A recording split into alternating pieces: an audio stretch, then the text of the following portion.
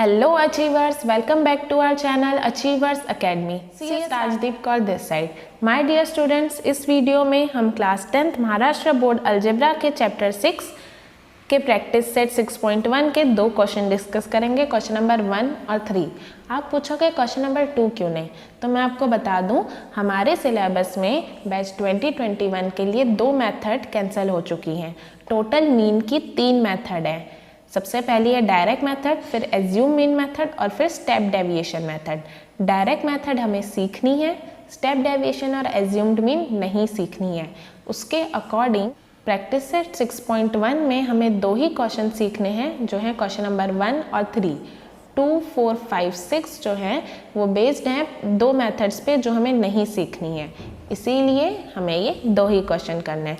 तो आइए शुरू करते हैं. क्वेश्चन नंबर 1 में दिया हुआ है the following table shows the number of students and the time they utilize daily for their study. यहाँ गलती से स्टूडेंट्स लिख दिया, यहाँ स्टडीज आएगा.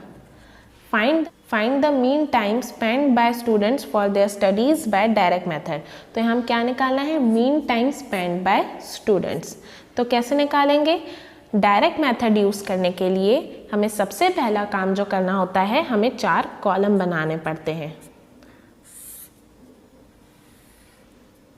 1, 2, 3 एंड ये 4. अब हमने ये 4 कॉलम बना लिए. 4 कॉलम बनाने के बाद सबसे पहला रो जो बनता है वो होता है हेडिंग्स का. तो सबसे पहले आता है क्लास इंटरवल, आपको फुल नेम लिखना है.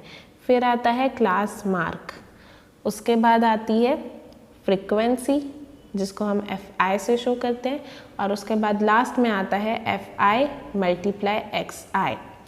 क्लास इंटरवल में क्या आ जाएगा, यहाँ टाइम. क्लास मार्क हम खुद कैलकुलेट करेंगे जिसको XI से शो करेंगे. फ्रीक्वेंसी में क्या आएगा, नंबर ऑफ स्टूडेंट्स.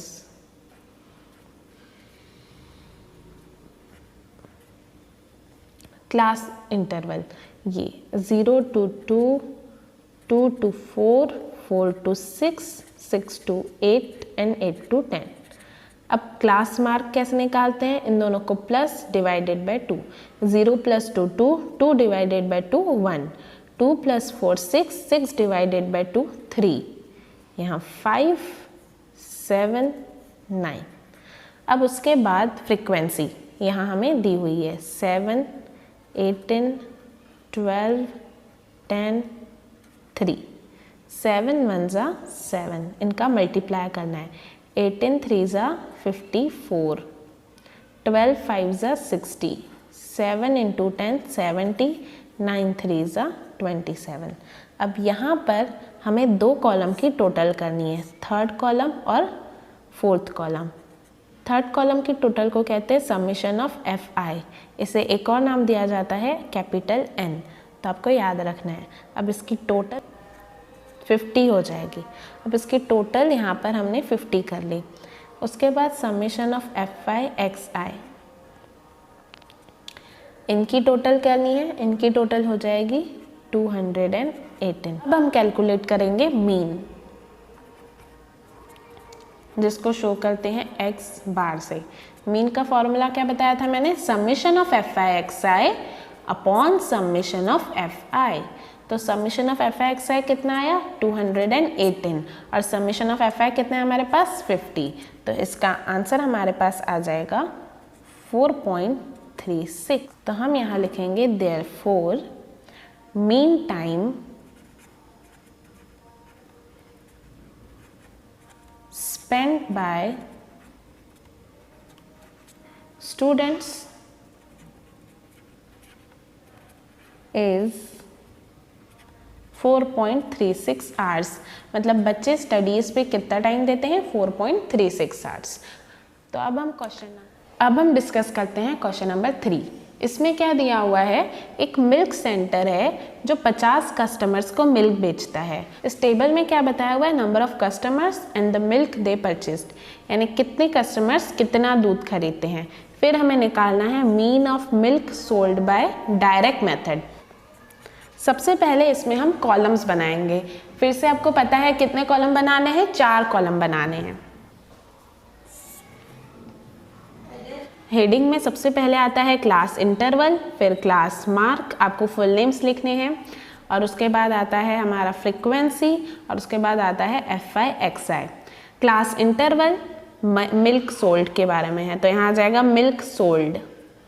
उसके बाद क्लास मार्क को हम शो करते हैं XI से, फ्रीक्वेंसी में है नंबर ऑफ कस्टमर्स। सबसे पहले क्लास इंटरवल 1 2 2 3 3 4 4 5 5 6।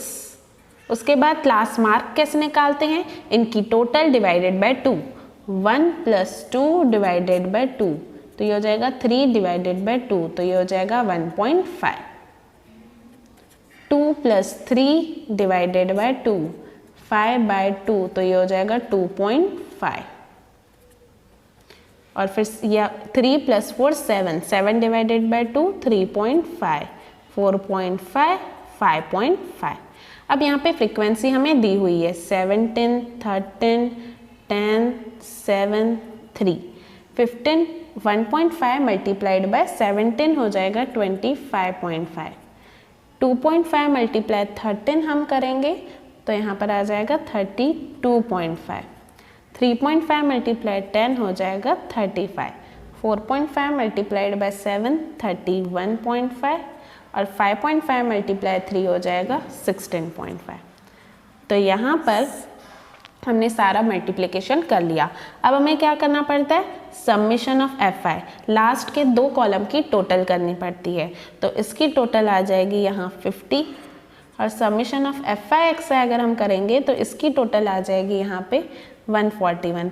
आई होप आपको पता है इनकी टोटल कैसे करते हैं। अगर नहीं पता है तो यहाँ मैं एक बार आपको करके दिखा देती हूँ, लेकिन गलत मत करिएगा, पूरे ध्यान से करिएगा।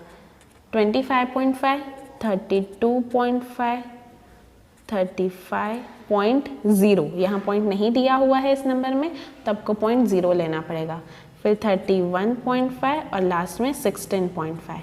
तो कैसे करते हैं, पहले पॉइंट के इस साइड कर लेंगे। 5 + 5 10 + 5 15, 15 + 5 20, यहाँ आ गया 0 कैरी 2।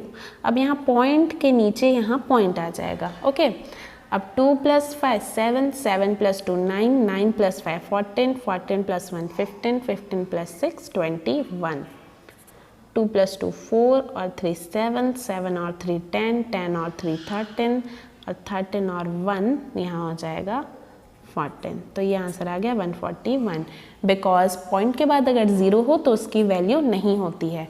तो 141 आ गया यहाँ पे टोटल। अब हम क्या करते हैं, अब हम मीन का फॉर्मूला लिखते हैं। और मीन का फॉर्मूला क्या होता है, सबसे पहले मीन को शो करते हैं x बार से। अब उसका फॉर्मूला क्या होता है, summation of FI XI upon summation of FI। Summation of FI XI हम निकाल चुके हैं 141, और यहाँ पे समेशन ऑफ FI है हमारे पास 50। अब इन दोनों को डिवाइड करेंगे जल्दी से, और उसके बाद हम आंसर लिख लेंगे 2.82। आपको डिवाइड करने आता है, मैं ये एज्यूम करती हूँ। अब यहाँ पर हमारा आंसर आ गया 2.82। Therefore, the mean milk sold is 2.82 litres. तो यहाँ हमारा ये क्वेश्चन भी खत्म होता है। 6.1 में सिर्फ ये 2 ही क्वेश्चंस करने थे, तो यहाँ पर आपकी 6.1 खत्म होती है। Thank you.